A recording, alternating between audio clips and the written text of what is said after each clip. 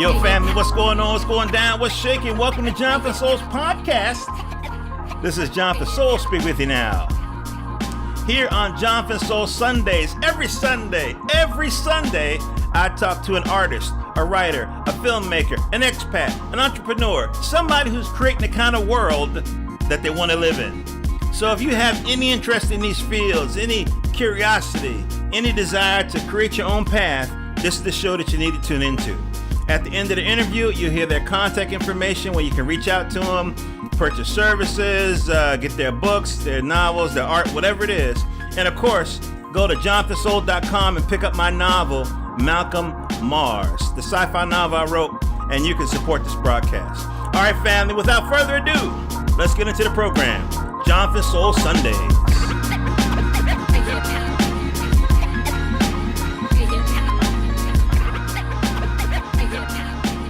Cats and kittens, you know what I mean, guys and gals, to a legend.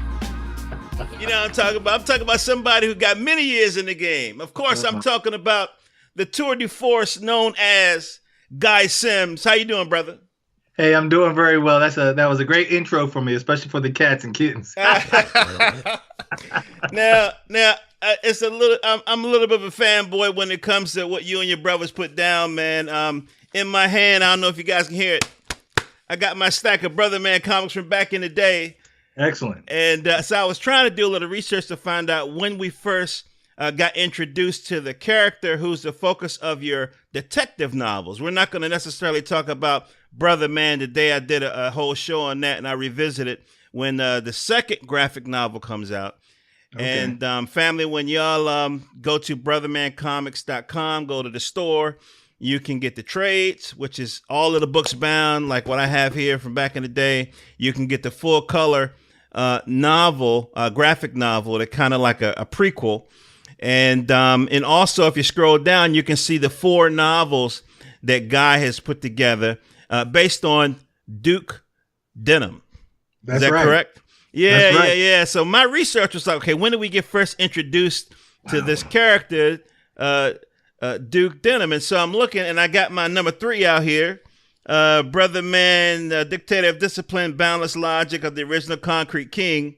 Right. And the reason why, this is one of my favorite, this one in number 5 is one of my favorite books. The reason why is because in this particular issue, it really showed the levels that you put into this comic in terms of the writing.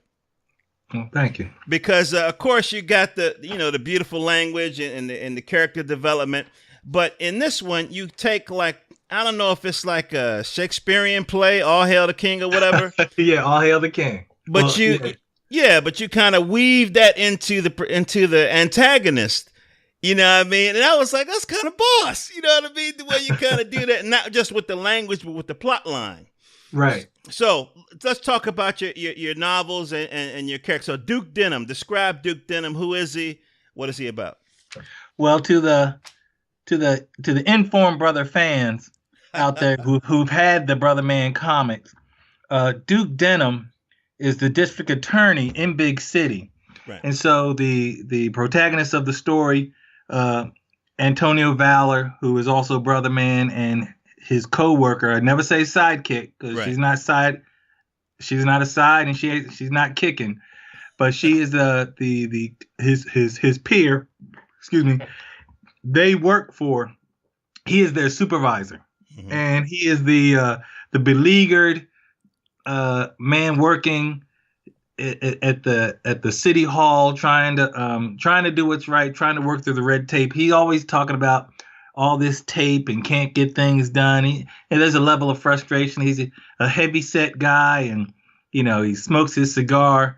And Antonio is always telling him to take care of himself and his body.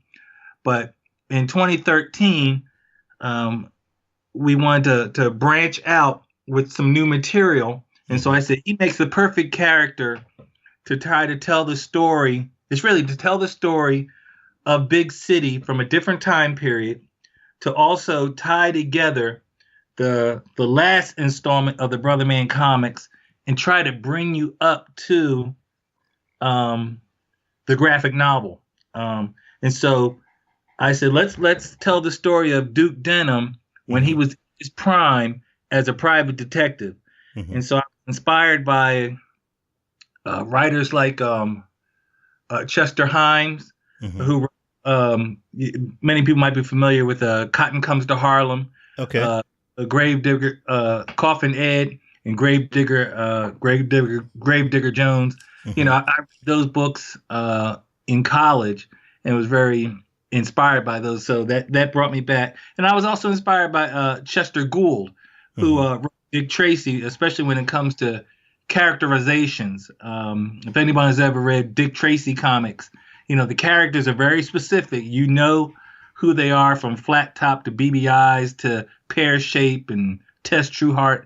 They really embody who they are, and I was always impressed by that. Mm-hmm. And I've always felt I'm gonna try to bring those two things together in my mind and create something different. And so anybody who reads the full title, The Cold Hard Cases of Duke Denim, you'll get the sense of being at a very different time and period of Big City, and you get to see it from his perspective of what the city used to be before it became the city that Brotherman now does his business in. Gotcha. Now, from my reading of Duke Denim, to me, he feels like a mix. Now, only the Generation X people is going to peep these references. Okay, I'm just telling you straight up. He's a mix of Uncle Phil and Lou Grant. Lou Grant. You know what I mean? That kind of. Yeah, exactly. I'm talking about when he had a show. After Mary Tyler Moore, when he had a show. So, Uncle Phil, because, he has, he's kind of like a father figure in a way to the people that it works under him and everything. And, but Lou Grant is kind of, I don't want to say social justice work, but he has that, he feels like it's his responsibility to kind of protect the little guy, That's right. And Duke Denim does carry himself that way. He doesn't really say it, but it's exemplified in his actions and how he reacts to the myriad of different characters that come in and out of his life. Mm-hmm, mm-hmm. Now, one thing that's really groovy and how and it gives your character's life is your writing style. Oh, thank you. Now, I just come up with all these analogies just because that's the way I flow. So I would describe your writing style as a mix of Captain Kirk and Langston Hughes. Am I too far off? Captain Kirk because he's way over the top, you know what I mean? But Langston Hughes because he got them levels of that African American idiot, just the metaphors and that ethos. I mean, to the root. To the dip, and so kind of. So am I too far off, or what happened? No, well, I'll tell you that is I'll say they're both great compliments, especially the Langston Hughes, as both he and I are graduates of Lincoln University in Pennsylvania. Wow, I worked at Lincoln in another life. I worked at Lincoln in that graphic design department back in the day. But go ahead. Small world. All roads lead back. Yeah, but I appreciate that. I think what I try to do is bring together all of my writing style interests, because I have many, and how do I make something that's a little bit unique? And I want people that when you read this, that, hey, I think Guy Sims, even if you say I think Guy Sims wrote it, you're on the right track. I try to use a lot of prose. I use what I don't know if there's a more of a technical term. I try to use natural language when it comes to dialogue. That comes from me being a very strong listener, and we can get into that about when we get to the writing process. And I try to, bring people in. And one thing I did learn very early on when it comes to writing. Don't tell people, show people. And so I always want people to experience whatever the character is experiencing. And so I try to bring that together. So your comment, and I think even with Captain Kirk, like you said, over the top, and it is kind of over the top, but even still, he's over the top, but yet still he's in control. Right. And so that's what I try to do. Right. Now you mentioned Lincoln University. So were you educated as a writer? No, I was there. Actually, I was there for human services, but I've always written Okay. as long as I can recall. My when I was when I was coming up, my father always encouraged me. My mother always as well. But at one point, I was writing some dumb stuff, and Mhm. my father, I think it must have been like seventh or eighth grade, he brought home the record, and many of your younger listeners might say, what record? He brought home a 33 and a third Mhm. LP of Black Boy by Richard Wright. And Wow. he said, if you really want to do some writing, listen to this. This guy's a great writer. And so this was my introduction to Richard Wright. Mhm. And an actor named Brock Peters was the narrator. Wow. And I was just mesmerized by by his presentation and by the works. And by the time that album was done, I said, that's who I want to write like. So that put me on the trail of reading all of Richard Wright's books. And then next thing you know, it went from Richard Wright to James Baldwin, Langston Hughes. And then, continuing to just broaden different people and their writing styles, and just trying to adapt what I felt was what was good. You mentioned the Brotherman number 3 and 5 with All Hail the King. Right. There was the time when I was reading Shakespearean plays, reading the sonnets, trying to copy sonnets, trying to do that style. Mhm. And like, once again, I think that's the advantage of when you broaden your literary experience, it all gets to come out in something. And so it got to come out in the Brotherman comics, and I hope it comes out in the Duke Denim series. Gotcha. Hey, how long does it take to ship? Because I bought them like a couple days ago. They should be like 2 or 3 days. Righteousness. Okay. Righteousness. So you just gave us basically your education in Right. terms of being a writer. So what other kinds of exposure or tools does a writer need to be successful and develop their style? Well, I think one of the first things is you have to be open to different experiences, even if you want to write about, when I'm not doing this kind of writing, and I might just be doing just regular fiction. I use the city of Philadelphia generally as my backdrop, Mm-hmm. but you still have to experience other things to help you understand what you're trying to write about. Mm-hmm. And so if I want to write about things that I really enjoy about Philadelphia, it's my experience in New York or Iowa or California, whatever. It's that experience there that reminds me, okay, this is why I like this over here. I'll say that's one thing. So don't be afraid to explore. The same thing with different genres. Mm-hmm. There was a time when I was just pick up a book. I look, when they say don't judge a book by a cover, Mm-hmm. I would just look at the cover and say, okay, let me see what this book's about. I might only read half of it. I might only read, the first first chapters, Mm-hmm. but it gives me something else to think about. And a lot of times that's what it is. It's a new idea that I even say, you know what? I like what they're doing, or I don't understand it. I think I could take this same subject and do it differently. Mm-hmm. I think a third thing I've always liked to do is, and growing up in Philadelphia, I didn't have a car, but they had public transportation, which is why most kids didn't have cars. Right. Is listening to people on the bus, subway, walking up and down the street, because I got to see how do people talk to each other, how do people respond, good times, bad times, the guy on the street who's just talking to himself, mumbling. Mm-hmm. And for a lot of times people would say things and I would say, that's good. And I would write it down. I mean, I have just lists of quotes of things people have said. And I said, I might use this later if it's right. I might have to turn it around and twist it. But I like how they said it. Listen to the radio, and when people call on the radio, how does a person who's excited talk on the radio? Because everybody's not, we're not scripted and things like that. So I really do think listening to people is a way to go. There's there's a way to write for certain genres. Mm-hmm.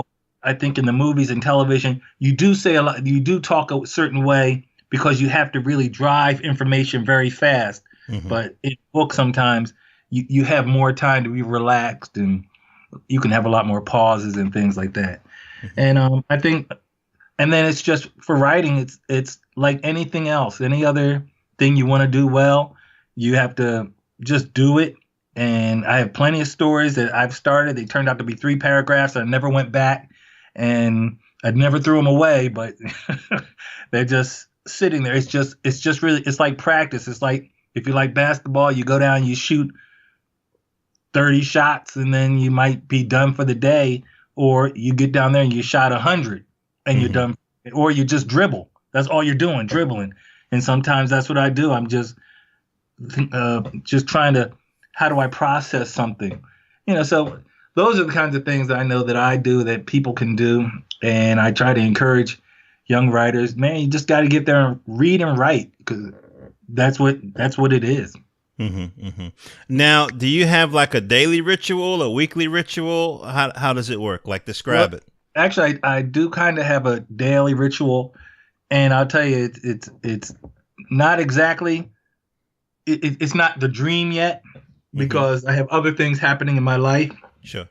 But after I come home from work, and you get the family business out of the way, so I might only get maybe about an hour or 2 hours to myself before bed, and usually before bed I might just read like for 30 minutes something. I have just stacks of books by my bed, and they don't go down, they constantly go up. But, I sit there, and if I have a project, like right now with this latest Duke Denim, I'm just, if I knock out a paragraph, I think I'm doing well. But not only that, it's thinking about it. It's processing some new ideas and trying to categorize them. I have one of those what do you call those?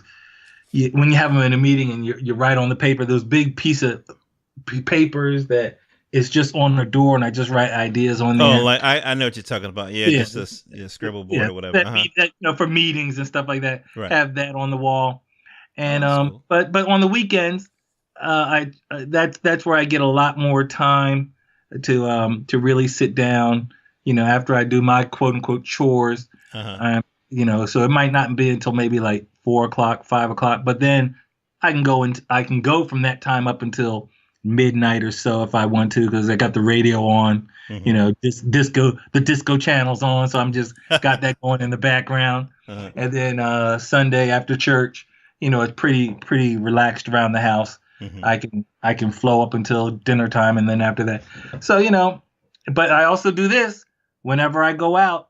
I keep my and now today, technology wise, right, I have that little notepad feature in my phone. So if my wife is shopping, or if I'm out with at a track meet, I can tap in my ideas so I don't lose them. But when I was younger, or before all this technology, I used to always carry one of those spiral notebooks with me everywhere I went.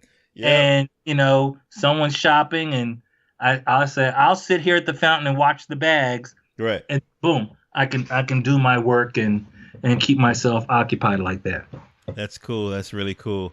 Let's talk about some of the titles here. So I'm on Brotherman.com and on the store, and I see the Cold Cases of Duke Denim, Hold 'Em Close. Hold 'Em Close was the very first one, so it's the introduction of Duke, and it's the story of a socialite who gets kidnapped, and her husband gets killed, and so Duke is trying to figure that one out, and it's a great introduction to not only him but to his office assistant LaCora Pettigrew, and to the quasi love interest woman who works at the Choke 'Em Down diner,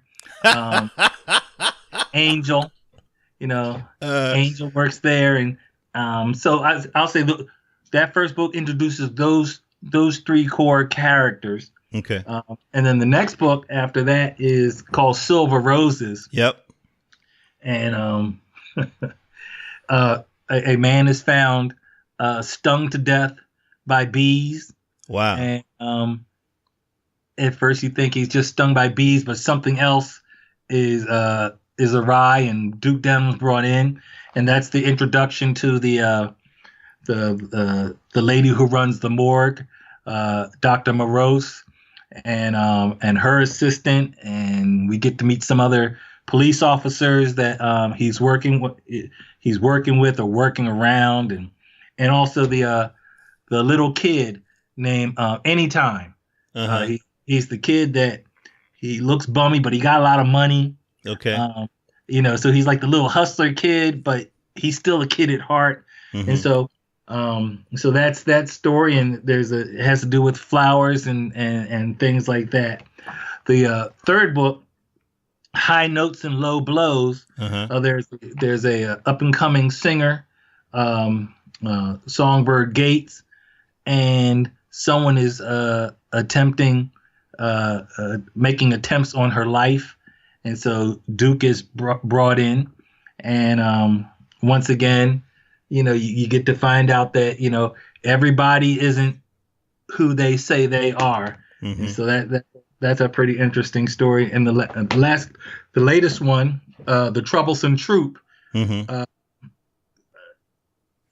Someone is committing murders at the circus. Wow. Okay. And so Duke has to go back and get that little kid Anytime so he can investigate the circus without. One thing he said, it'll look awkward for me as a grown man walking around the circus. I need a kid with me. Gotcha. And so he hired the kid to go with him. But there's the underlying theme in the story is before Duke Denham became a detective, he was also a police officer. After his partner got killed, he quit the force, and they want to know why he quit the force. There's two other officers who were on the scene, and they want to know, what did he say when he quit the force? And so they come in and out all the time because they're rough. It's bust them and asphalt. Officers bust them and officers asphalt. Right. And always trying to shake him down to find out why'd you leave the force? And he will not tell anybody why he left the force. And of course, the other underlying story is, when will Duke say how he really feels to Angel? Aha. Okay. All right. But Angel says, I'm not going to wait around for you. So I think it's once again multi-layered. Every book tells you a little bit more story about the city of Big City. There's always a little exposition about the city based on the theme of the book. So would you consider these prequels? It's not necessarily a prequel. Okay. It's just Duke Denham at a different time. Right, but he was a detective, and then later he became a DA, and we meet him as a DA in Brotherman Comics, right? By the end of the series, and this is designed for a 10-book series. Okay. By the end of the series, he becomes or at least he gets into the district attorney's office. Gotcha. Okay. So the book that I'm working on now, this is the first time he's meeting with the current district attorney, Madam Sureness Queen. She's in charge of it all, and she finally brought him in to have a conversation. Wow. Okay. Now, since I'm already in the store, I see another novel, Living Just a Little. Can you talk about that? Sure. Living Just a Little is I think romance novel doesn't really do it justice, although there's plenty of romance in it. But it's a story of 4 individuals in the city of Philadelphia, trying to make their way in the world. But the central character named Ellis, and once again for your non-millennials or your historians, in 1984 in Philadelphia, and you may recall, there was the the move incident in Philadelphia where the city dropped the Cluster explosive bomb. device. Yeah, Yeah, cluster the bombs. Yeah. bomb on top of the house where the people from Move lived, and then burned down 2 city blocks. Yep. Well, the story starts there, and this main character lived across the street.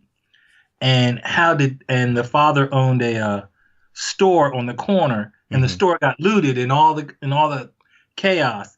And so, how did that event first disrupt his life growing up, and then now as an adult, how does he move forward in relating to people and taking a chance? The main young lady, Sylvania, she's needing to take some chances with her life, and she's kind of stuck. There's a gentleman, Devin, who needs to come to realization about who he is, and there's a young lady, Twist. She needs to come. So it's all these people coming to grips with who they are, so they can live a more full life. And the book comes close to a conclusion with 9/11. Wow. And how does that, I talk about how does tragedy shape us, and that is the core of the story. How does tragedy shape us? So their lives are bookended by terrorist events. One Correct. from the police and one from the government. There you go. Okay. Wow. Well, now these books are in paperback and ebook, right? That's correct. Okay. Wow. And so the ebooks, do they play in a particular player? Any player? Any player. Righteous. Wow. So I don't want to take up too much more of your time. There was some things that I wanted to talk about that may not be related to writing. Ask away. What do you think that the social media is doing to language? With the LOLs and the, I got to interpret. My daughter says, I left her some voicemail. She said, I'll look at them TN. What the hell is TN? Now, I'm just, a shorthand, I'm all for a shorthand, but I'm concerned that we're getting short thoughts. Well, do you have a concern or no? I will say this. I work in the college setting, and the current environment of social media does bleed over into how people communicate, and especially, and I know it from colleagues of mine who teach writing, that writing is, I think, for a lot of people, is a struggle. I think a lot of people are not confident in how do I express myself now formally on paper. But I students still, they take shortcuts when they're writing. They use these same shortcuts when communicating professionally. Like if they write to you to your office, but they're writing to you like they're texting their friends. Wow. So we're products of our environment. So there's no more formal language? Well, there is. People have to do the pushback and say, when you're writing to you're trying to get an internship, you don't put emojis in your letter. Oh, that's crazy. Right. That's crazy. Okay. I am happy to try out for this internship. Then a smiley face. Oh, Lord have mercy. It might be cute or things like that, but right. That's crazy. Now, you talked about the novel Live a Little, and they're bookended by these two tragic events. Yes. Do you think that Trump is going to show up in any of your novels anytime soon, or do you think it's going to impact writers? It should, or at least a Trump analog. Actually, my son was telling me. He said, "Dad, these rappers got this song out, and they talk all about Trump." So yeah, I expect people to talk about if it's happening today. I expect people to talk about it. For me in my work, especially in the Duke Denim and the Brothermans know, because they exist in their own realm. But I'm getting ready to probably this summer start launching another novel like Living Just a Little, Mm-hmm. and it'll all depend upon the time period that it takes place. But I'll tell you, people like Trump have always been around. Yep. And right now he's president, but before they might have been the head of a company, the head of the neighborhood, Mm-hmm. the head of a plantation. Mm-hmm. So they're not strangers to us, and so there's plenty of ways for us to and what we're doing is we're trying to understand what's going on. It just happens to be through fiction. Mm-hmm. Mm-hmm. I'm gonna wrap up here. I'm a fan of comics, and I've taken note that sometimes the environment that the characters operate in can have a personality. Correct. Like people used to say that Gotham City is New York at night, and New York during the day is Metropolis. Can you describe Big City? I mean, describe the character. I'm guessing it's probably based on a particular city, but can you go into that a little bit?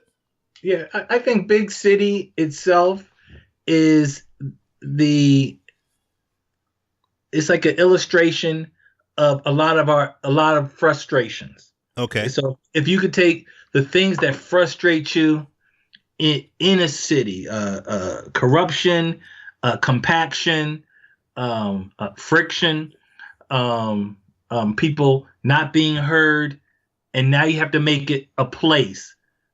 That's what it is. But also, it's also a place that there's pockets of hope. Mm-hmm. There's pockets of reminders of our glory days. Mm-hmm. There's pockets that talk to the future. There's things that tell us we almost made it. In fact, in the first Duke Denim book, everything centers around the Aspire Tower that doesn't get built. It doesn't finish getting built. So wow. That's what it's all about. Wow, that's incredible. That's incredible. So, Guy, man, it's been a pleasure to talk to you. Can you share with the folks, where can they buy your novels? Where can they pick up the Brotherman comics, and how they can reach out to you on social media? Sure. Well, first of all, you can, it'll be easy if you want to try to reach me, GuySims.com, GUISIMS.com. That's probably the easiest. It'll tell you all about me. And then, of course, the last page is if you want to say something, say something. And if you want to get all the materials, got them all in one place, brothermancomics.com/store. Or even if you just get to brothermancomics.com, you'll see the thing that says store. Just hit it and keep hitting buttons.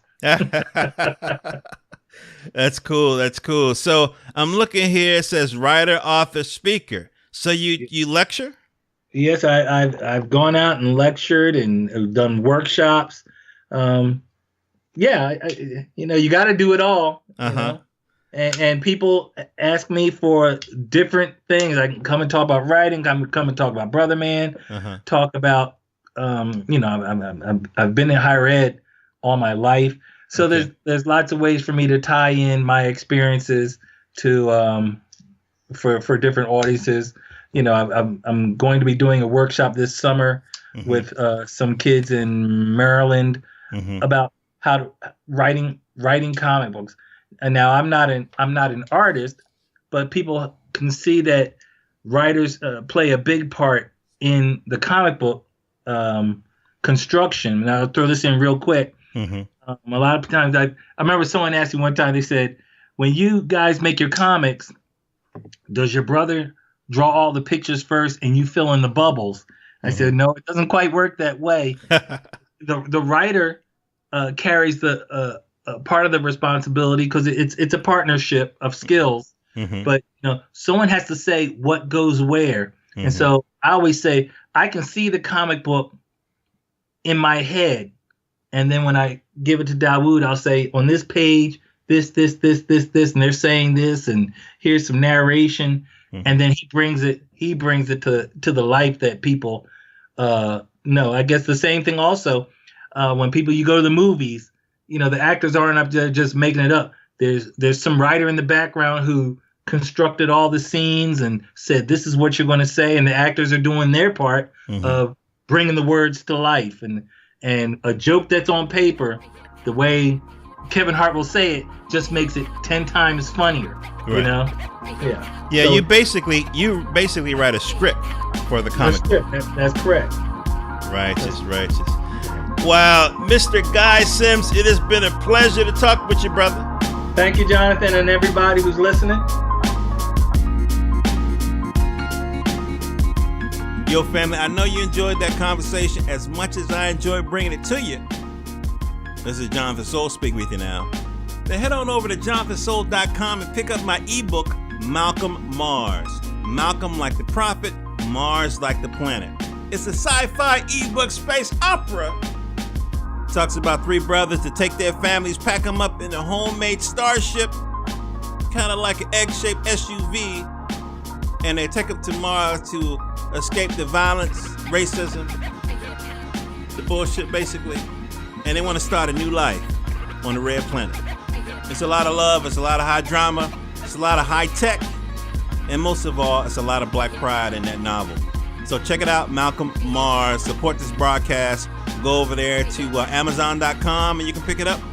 Or you can go to my website, jonathansoul.com, and it'll take you over to Amazon. Jonathan Soul, JohnAthanSoul on Twitter. Subscribe to the show on iTunes. Follow me on Tumblr and Twitter. Over there, in addition to the broadcast, you'll also get my other interests. Photography, architecture, gorgeous sisters you'll see over there, and anime. I got a really serious interest in anime, particularly that Ghost in the Shell / Cowboy Bebop / Black Lagoon. Just kind of a sport, high tech, a little bit of dark kind of vibration. But you definitely enjoy the images over there. Listen, guys, I love you guys. Thank you for sharing your time with me. I hope all your dreams come true. Find something that you enjoy as much as I enjoy doing this podcast. And you always guarantee some happiness in your life. Love you guys. Hope all your dreams come true.